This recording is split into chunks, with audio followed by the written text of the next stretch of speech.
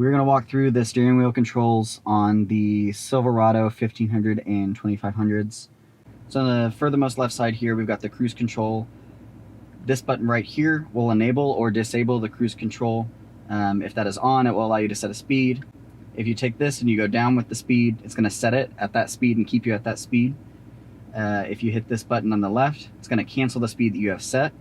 If you push this button up, it's going to go back to the speed that you had set previously. This button right here will change the distance between vehicles with your collision alert system and if you have adaptive cruise. This button right here is going to be your heated steering wheel. If it is lit up with an orange light, that's going to mean that your steering wheel is being heated. If it's pale like that, it's meaning that the steering wheel is not being heated.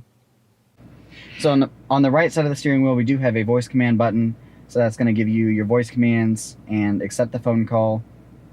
Below that's going to be the decline a phone call, hang up, or mute the audio that is currently playing. And then on the right, you do have your navigation buttons. So going from left and right, you're going to be able to go through all of the different menus on the screen, and then up and down is going to go through the pages of that particular menu. There are two pads on the back of the steering wheel. On the left side, the up cycles through favorites and skips a track forward.